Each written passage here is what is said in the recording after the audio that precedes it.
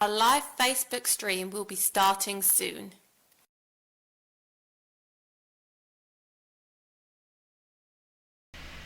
So today I'm here with my colleague Odette, but I'm Jennifer Smith and I'm one of the Outreach and Progression Officers, and my colleague is... So I'm Odette Batwell, I'm the Information and Development Officer at Croydon Vision. So I'm glad you've joined us. I hope you enjoyed... One moment, Odette and Jennifer, just trying to fix the sound.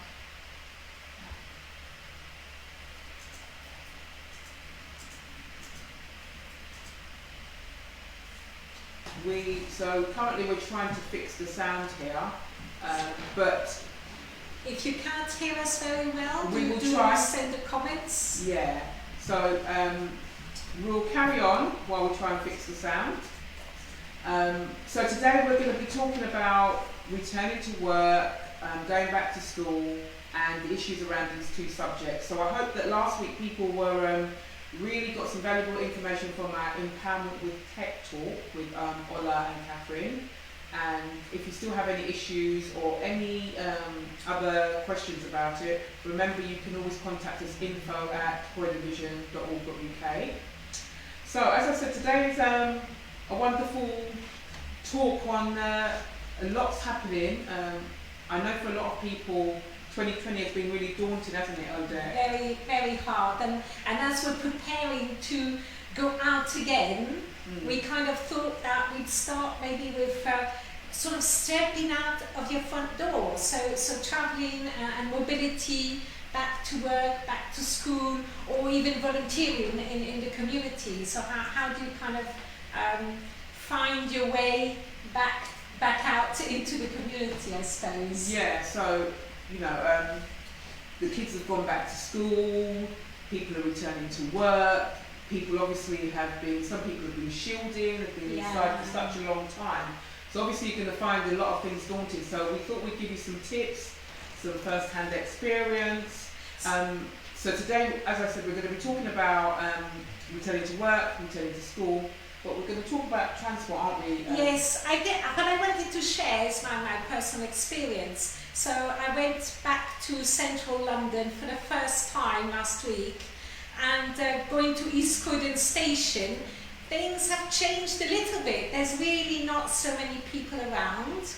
So in some ways it made it actually easier for me to find staff because they were not hidden by the crowd. But we needed to wear masks, so beware that you will need to wear a mask in public transport, except if you've been exempt. If you have conditions that mean that you really can't wear a mask. And there's not that many people around, so it does feel quite safe actually. I didn't feel like I was too close to anybody, that I might get the virus. I tried not to hold on to any barriers or any bars that I didn't need to. Yeah. So only the essential, like the button to open the door, so I really tried to keep my hands to myself.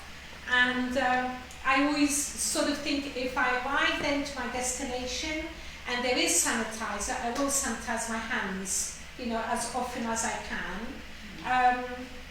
I did manage I need to ask for help to find, you know, the destination of my train, make sure I get on the right train, and the staff, you know, were really helpful. So that was good, that was encouraging.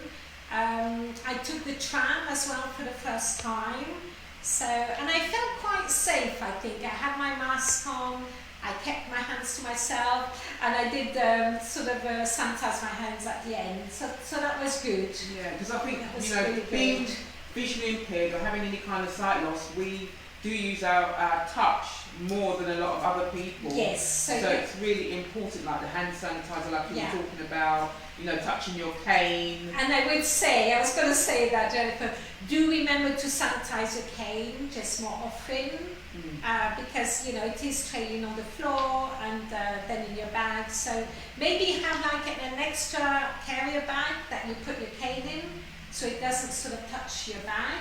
That can help as well. I do have a question that's come through. Yes. Is it safe to travel on public transport? It is safe. I think my own experience, I found it really safe. I think if you're wearing a mask and if you sanitize your hands, if, as I say, you don't touch things you don't need to touch, then, you know, it's as safe as it's going to be. Yeah. I mean, I would agree with Odette that if you take precautions as wearing a mask, wearing gloves if you need to, if that makes you feel more safer, more comfortable, because obviously you use your touch more than other people and they aren't aware of that. You know, public transport is something that people are going to have to now start using again, and you have to, I think today's talk, as myself and Odette are going to talk about some first-hand experiences, is about not putting out that panic and fear, because sometimes the fear can go ahead of you, so you're already feeling it inside. Because obviously you're going to ask for help, and because of everything that's going on, you're not sure if that help's going to be as forthcoming as it was before. But I would say as well is plan an extra time, because things have changed where you enter, where you exit. I went, for example, to Clapham Junction to take the train to Waterloo on platform 10, and they were actually making all the passengers go up one way, down the other way. So within the stations, there might be routes that have changed a little bit. Yeah.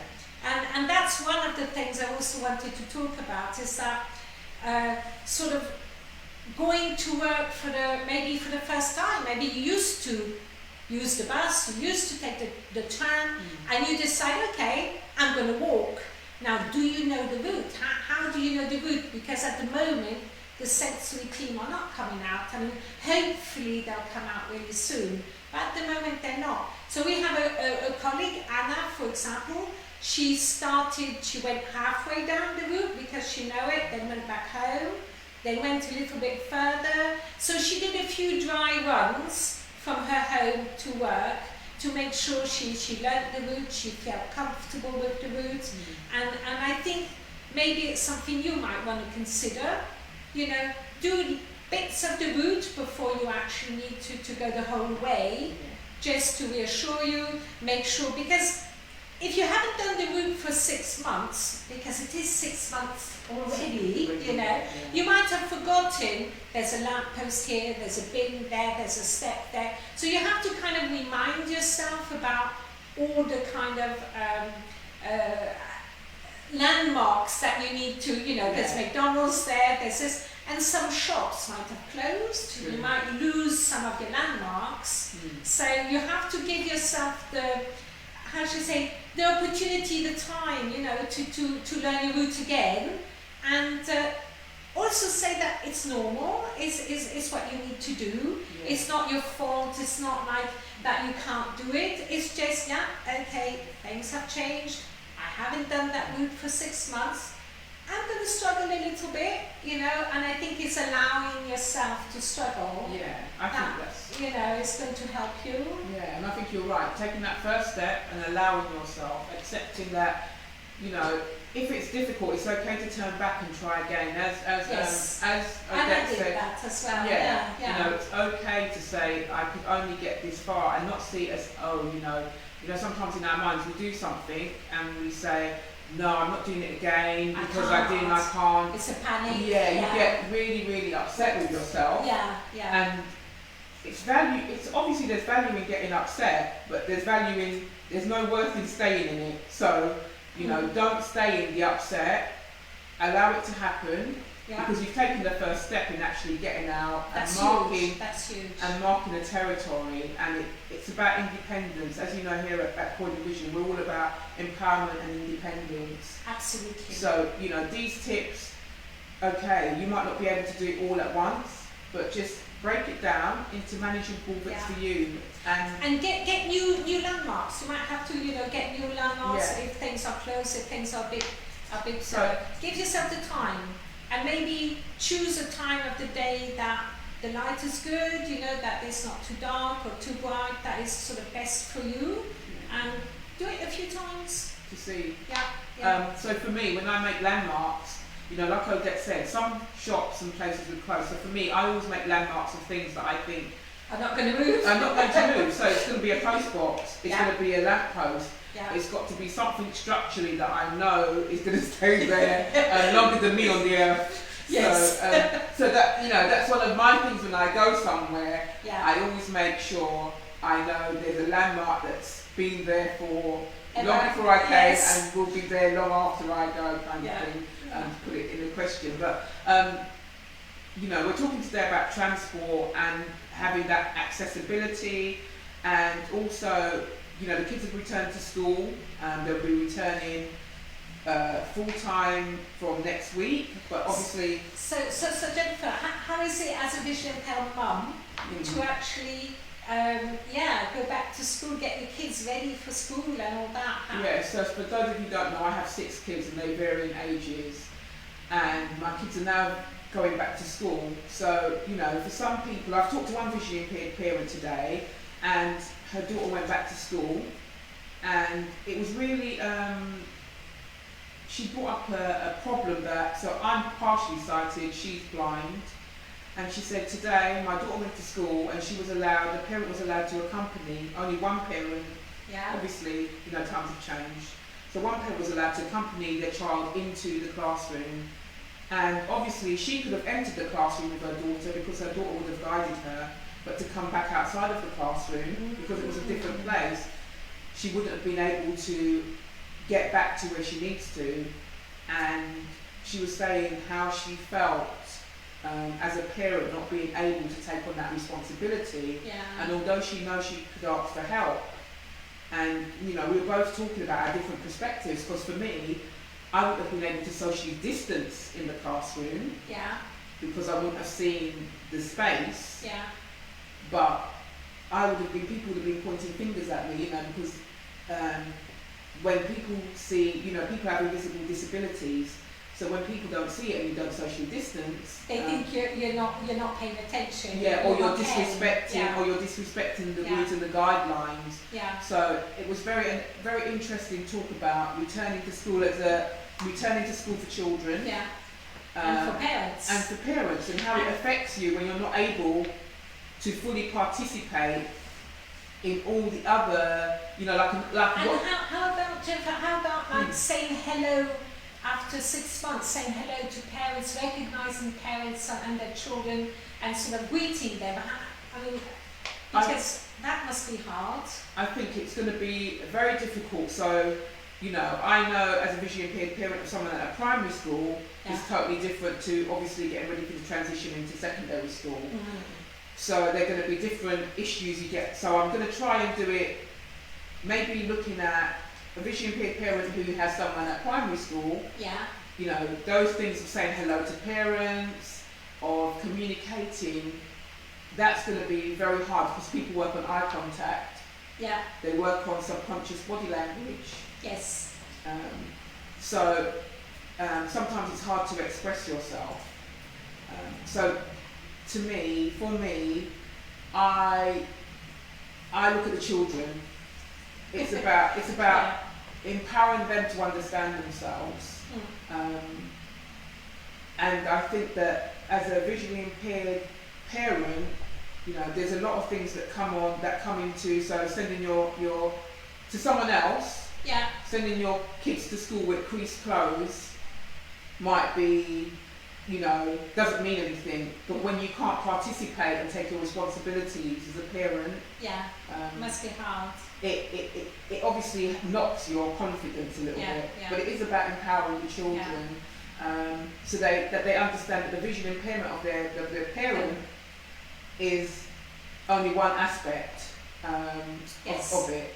And obviously at the moment the kids are going back on the transport. We have buses in London that are specifically school buses. Oh yes, Jennifer, and how, as a visually impaired person myself, at the bus stop, how would I recognise a school bus? Are they a different colour? I've heard today, so I only saw it yesterday, so first-hand experiences, I saw there was a bus and someone said it said school bus, or... So there's a sign on it. So there's a sign on the bus, but if you have no sight, you're not going to be able to tell. No. I understand that TfL have put on a lot of extra buses but some are specifically for school children. So when people were talking earlier on about public transport, that might be one of your concerns. Oh yes, so I mean that's really good, because it's true that during school time, when it's time to go to school or when school finishes, the kids really kind of fill up the buses. So if people know that there is still going to be not too many people on the bus, that's right. going to be really helpful. Yeah, that's really helpful. Yeah. So today, I learned that some of the buses will be specifically for school children. So you want, the normal general public that are accessing public transport will not get on those buses. It will be specifically for the school children. That's great. That's good news. So in terms of public safety, obviously it's trial and error because it's just starting, but they have put this specifically out for the kids. Excellent. And also for the children, it's as I said earlier on, it is impact, because some of the children that come here at Croydon Vision have vision impairments. Yeah. They're going back to school. I mean, for people who are sighted, it's very daunting. Going back to school, interacting, meeting new people that you haven't met before. And maybe the school itself, Yeah, the the school routes, itself, yes. There's arrows that tell you to go one way, arrows that tell you to go the other, and as a vision impaired kid, you might not see those. You're not going to be able to see those. So it is all about, sometimes you have to be that change that you want to see, and it's about empowering the children that they're able to speak up, they're able to come maybe and speak to you, and you're able to go and challenge. And sometimes it is so. That's why at Croydon Vision we're talking about all these issues today, because we are one of those organisations that can support you through all these. If you get something and it's difficult, you can come here, and because the majority of all of our members have some kind of sight loss. So it's people who have an understanding. Not everybody's a parent, but there's people who have an understanding of the challenges that you can face. And So- I wanted to talk, Jennifer, about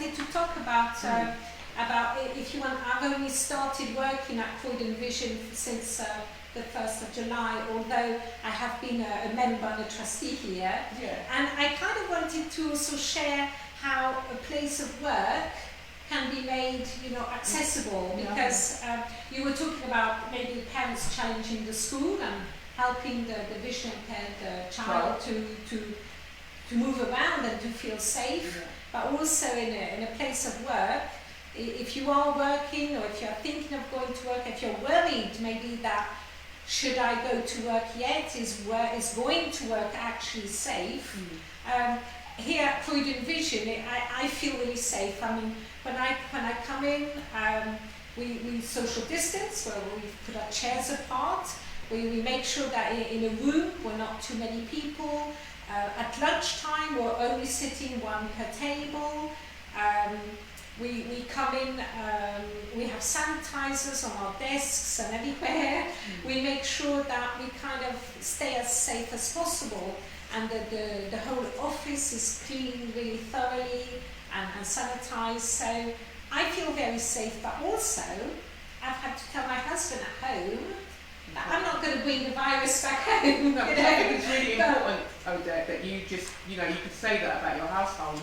Yes, and I think it's important that you do talk to people in your household, that you are safe at work, and going from, I'm really lucky that I can walk from home to work, but equally, like Anna was saying, she's become much fitter. She's doing all these miles now that she's not taking public transport, and it's had a good effect on her to actually just walk to work. And do consider that, because it for lots of people, I think they've found that walking to work has been actually a great thing, really. Got a question coming through, Okay. linking to going out and about to the shops and on transport. Is there any support out there for someone with a visual impairment when travelling in these times? The support there is really. I don't think there's It's not as much as it used to be, because the schemes that do befriending out and about are not yet back up running. Is that right, Jennifer? Yeah, so in terms of like, if that person's talking about someone to come out and actually support them, Yes. as you said, Odette, those things aren't. They're not up running yet, and the sensory team are not yet sort of teaching mobility and teaching moods. So I would say that it is harder. I mean, if you can get maybe if you are working or if you're volunteering, you might get somebody with whom you are working or volunteering to come and support you, or somebody from your kind of bubble, your family, you know, somebody living with you. But if you are alone and if you want to go out and about alone, I'm afraid there isn't even guide dogs. The My Guide service is not yet running. Yes. So I'm afraid that it is harder. It is harder.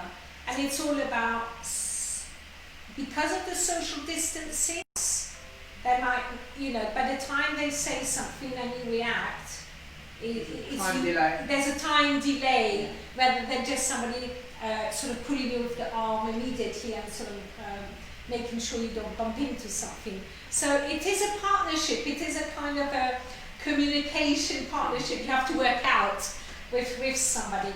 I know people are going out with PAs and support workers, and some have accepted to have their arm held. So it's very patchy, I'd say. Yeah. So. What's your experience, Jennifer? Do you know of any?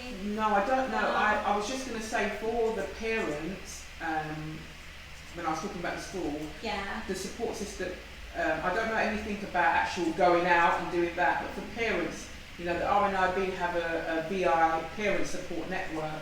So it's about reaching out to organisations that can kind of support you. But as you said, because of the whole social distancing and everything that's going on, the assistance to get, you know, the assistance to have that personal, individual is patchy. It's very, very patchy, as you said. It hasn't come back to normal yet. So Odette, in terms of like tips, if someone wanted some tips for returning back to work. Well, I would say, okay, so I will say wear your mask, sanitize your hands. If you're going back to work, maybe do the route a few times before you go back the first time. At work, you might have to, you know, have maybe a bit of time to suss out your entrances, your exits, because your place of work might have also changed a bit to help the social distancing. So give yourself the time. You might have to ask a colleague to explain you know, where to go in, where to go out, what the new rules are if you want to physically within the work environment. And I would say just give yourself the chance to relearn those things, and don't think you have to, you know, be sort of there and know everything immediately. It will take a bit of time to learn. And also another tip is to reassure your family that you are, or people living with you, that you are safe, that you're taking, you know, sort of precautions to stay as safe as you can. And I think in the end, that's all you can do, is to do the best you can, because you have to start living again. You have to start earning your money. You have to start going out again. Whether it's working, volunteering, whether it's shopping, whether it's just meeting up with friends, I think we have to start, going out there again. The social aspect of meeting people again, and also taking that step back into work and stuff. And you know, even with a support worker, they might be helping you at the computer, so they might be at the computer. Maybe you put your own chair a little bit further, so that you're not sort of so close to one another. I would also say that at Croydon Vision, we're not sharing computers, so we're not hot desking. So you're keeping your computer, your space, so we're not sharing keyboards and mouse and sort of telephones. That keeps the kind of, if you want the sanitisation. The hygiene quality still there. So that's, you know, I don't know if people have questions, and the tips that Odette's given in terms of like work or returning back to work, in terms of your accessibility, mobility, transport. Those are really good tips, Odette, because obviously hygiene is like top. Yeah. Hygiene and I being think- safe and being safe. Yeah, these kind of new rules of where to go in a building, where to go out, and sort of standing a bit away from people. Yeah. So that can be hard if you're visually impaired, but it's there to keep you safe. And as I say, you might need a bit of time to adapt to that new kind of situation in a way. Yeah, and you know, for me, tips for parents is like, don't. Sometimes it's daunting to think that you're on your own and you're just going through that experience. You know, we all sometimes think we're just in that little isolation I get. And it's good to reach out to, as I said, RNIB have so we work in partnership with other organisations. RNIB have like a visual VI network for parents And, to give and support. for the work environment, you'll have Blind in Business who will have some sort of tips for working, and what else? The London Vision Working Age Forum. Yeah, so, and yeah, and we have, as I said, look up our services here that we can assist you with as well. I don't know if there's any questions about. We've had some feedback coming through. Oh. So we've had feedback saying that the London Underground staff are very good at helping visually impaired individuals. Start. Yeah, we've also got feedback in terms of getting back to work. It's good for employees and employers to come together to resolve any problems and work cohesively as a team. And then we've got another question come through just in regards to further support. So where, Odette, I believe you mentioned about PA and support workers. Someone would like to know, how does one go about finding out more about PA? Okay, so if you are in work, if you are employed, or if you are self-employed, you can ask the DWP, the Department of Work and Pension, and you apply for a support worker.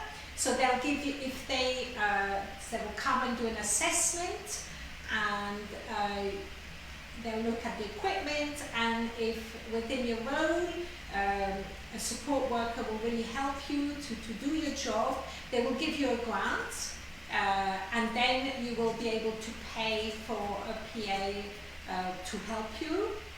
You will need to recruit that person, to manage that person, and it can be somebody from your family as well. It doesn't have to be a stranger, so to speak. But if you are not in work, then the direct payment can help you employ a PA, but that might affect your PIP, your personal independent payment. So it's something you kind of need to have an assessment with Croydon Council or with your own council about. If you are not in work and you sort of feel you need a PA. So it's either the council, or if you're in work, it's the Department of Work and Pension. That's really good. So I don't know if there's any more questions that people want to. And if now's you, your time. yeah, and if you think about questions then further down the week, you can still send comments, still send questions later on. Okay. Any more questions or comments? So I hope you really found some of the tips that we've given you really interesting. I know that it's a very kind of daunting time for everybody, not just for the people who are in the sight loss, community. So, but I know that people who have any type of sensory impairment do kind of use touch in their fingers, so there's a lot of that going on. But I hope we've given you some tips on, ways of finding through that maze, that journey of going back. And I also think that you're not alone, that all of us in the vision impaired community, we're all feeling, we're all struggling, all finding solutions and braving the wider world to go back to go back as it used to be in a way. Yeah, so we're trying to make the best of where we can be, to make it a little bit better. But I know Odette's going to just tell us about some next week. Yeah, so every Thursday afternoon at 4 o'clock we have our Facebook events. So next week is going to be all about arts, all about how do you do art if you're totally blind? What does art mean to a blind person? What are the solutions? How do you cope with it? So we were looking at videos. It's it's called Terry's Fragments, and it's all videos about how Terry does his art, and how he feels about it, what kind of support, because he also uses a support worker to help him. So it's very interesting to see that relationship and how he uses somebody else's eyes to help him do his art. I found that very interesting. So we're hoping it's a kind of a partnership between the Bournemouth University, Croydon Vision, and I've got to read this name, so bear with me. It is Kathleen Brilla, who is a professor, a researcher, who's looking at this kind of relationship between blind people and art. And also to let you know that here at Croydon Vision, we have pottery, we have art, we have crafts. So if you're interested in trying it out yourself, do come to Croydon Vision. But what we're also interested is for you to send your comments, to send your questions. So we can ask the professor, we can actually ask any questions you might have about being creative, about accessing art, even going, even in accessing art for yourself as a creative person, or other people's art, going to a museum, how do you do that? Are you interested in that? So all those questions and comments, do send them in. Yes, please. For next week. So and if you're interested in seeing the film, yes, there's a film, isn't there? Yes. Do we have the link? Is the link in the comments, Natasha? So the film is for Croydon Vision. So if anyone is interested in watching the film, if you do let us know and you can share, we can share it with you. Yeah. There's 3 short videos. He's quite a character, this Terry, so I think you'll find it very interesting. Yeah. Yes. So, Odette. Yes. I think we've given all our tips, I think all our we best. have. And thank you very much for watching us. Don't forget to like, share, spread the word. Yes. And thank you very much for watching us today. And goodbye for now. Thank you.